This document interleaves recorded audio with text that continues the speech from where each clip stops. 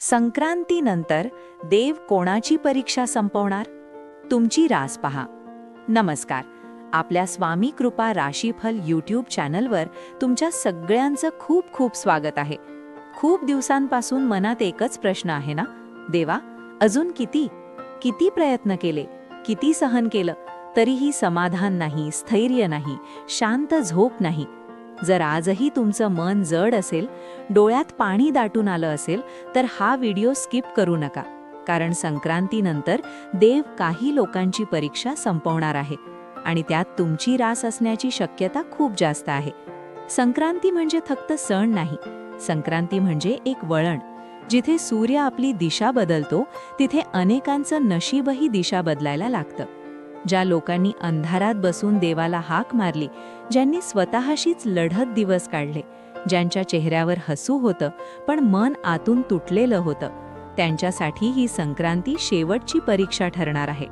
देव परीक्षा घेतो, पण तो कधीही अन्याय करत नाही. तो उशीर करतो, नकार देत नाही. आणि जेव्हा परीक्षा संपते, तेव्हा तू जे देतो ते कल्पनेपलीकडचं असतं. आज या व्हिडिओमध्ये अशा काही राशींबद्दल बोलणार आहोत, ज्यांच्या आयुष्यातील दुःखाचा अध्याय संक्रांतीनंतर हळूहळू बंद होऊ लागेल. ऐकताना डोळे ओलावतील, कारण हे शब्द नाहीत, हे अनेकांच्या वेदनांचं प्रतिबिंब आहे.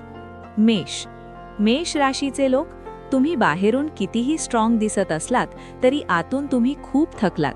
नेहमी इतरांसाठी उभं राहिलात, पण तुमच्यासाठी उभं राहणारं कुणीच नव्हतं. कामात अपयश, नात्यांमध्ये गैरसमज आणि मनात एक सततची भीती, आपण चुकतोय का? संक्रांतीनंतर ही भीती हळूहळू कमी होईल. देव तुमचं मन हलकं करायला सुरुवात करेल. अचानक एक संधी, एक फोन, एक व्यक्ती, आणि तुम्हाला जाणवेल, आपण इतकंही वाईट नशीब घेऊन जन्माला आलो नव्हतो. मेष राशीचे असाल तर जय स्वामी समर्थ असं कमेंट करा. कर्क राशीच्या लोकांची परीक्षा सगळ्यात शांत पण सगळ्यात खोल असते. तुम्ही कोणालाच तुमचं दुःख सांगत नाही. रडायचं असेल तरी एकट्यात रडता. घर, कुटुंब, नाती सगळ्यांसाठी स्वतःला झिजवलत, पण बदल्यात मिळालं काय? उपेक्षा, अपेक्षा आणि मौन. संक्रांतीनंतर देव तुमचं मौन ऐकणार आहे. ज्या गोष्टीसाठी तुम्ही मनात प्रार्थना केली, ती गोष्ट अचानक तुमच्या जवळ येईल. कदाचित लगेच नाही, पण आशा परत येईल. आणि आशा आली की आयुष्य आपोआप बदलायला लागतं. कर्क राशीचे असाल तर देव आहे असं कमेंटमध्ये लिहा. कन्या राशीचे लोक स्वतःवर सगळ्यात जास्त कठोर असतात. थोडीशी चूक झाली तरी स्वतःलाच दोष देता. आपण पुरेसे नाही ही भावना तुम्हाला सतत खात राहते. नोकरीत अडचणी, पैशाचा ताण आणि मनात एकच विचार, सगळ्यांचं होतंय, माझंच का नाही? संक्रांतीनंतर देव तुम्हाला सांगणार आहे, थांब, आता तुझी वेळ आली आहे. जे अडकलं होतं ते सुटेल, जे रखडलं होतं ते पुढे सरकेल, आणि सर्वात महत्त्वाचं, तुमचा स्वतःवरचा विश्वास परत येईल. वृश्चिक राशीच्या लोकांची परीक्षा खूप तीव्र असते. तुम्ही जे सहन केलंय ते अनेक लोक आयुष्यात कधीच सहन करू शकणार नाहीत. फसवणूक, विश्वासघात, आपल्याच लोकांकडून मिळालेलं दुखणं, आणि तरीही तुम्ही उभे राहिलात. संक्रांतीनंतर देव तुमच्या बाजूने उभा राहणार आहे. ज्यांनी तुम्हाला कमी लेखलं तेच लोक तुमचं सामर्थ्य पाहणार आहेत. हे यश फक्त पैशाचं नसेल, हे यश असेल आत्मसन्मानाचं.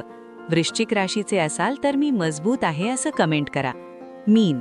मीन राशीचे लोक खूप भावनिक असतात. तुम्ही पटकन जोडले जाता आणि तितक्याच पटकन दुखावले जाता. तुमच्यासाठी देवाची परीक्षा म्हणजे मन तुटणं, अपेक्षा मोडणं आणि तरीही कोणासाठी वाईट नको असं वाटणं. संक्रांतीनंतर तुमच्यासाठी एक नवा अध्याय सुरू होईल, जिथे तुम्हाला समजून घेणारं माणूस आणि मनाला शांतता देणारं वातावरण मिळेल. देव तुमचं हळवं मन वाया जाऊ देणार नाही. मीन राशीचे लोक कमेंटमध्ये टाका. जर तुमची रास वर सांगितलेल्यांमध्ये नसेल तरी निराश होऊ नका, कारण देव परीक्षा रास पाहून नाही तर मनाची सहनशक्ती पाहून संपवतो. हा व्हिडिओ जर तुमच्या मनाला थोडासाही स्पर्श करून गेला असेल तर समजा देवाने तुम्हाला इथे आणलं आहे. कमेंटमध्ये तुमची रास लिहा, देव माझी परीक्षा संपव असं मनापासून लिहा, आणि हा व्हिडिओ शेअर करा त्या व्यक्तीसोबत जिला आज थोड्या आशेची गरज आहे. संक्रांतीनंतर बदल होईल, कारण देव उशीर करतो पण कधीही अन्याय करत नाही. जय जय स्वामी समर्थ.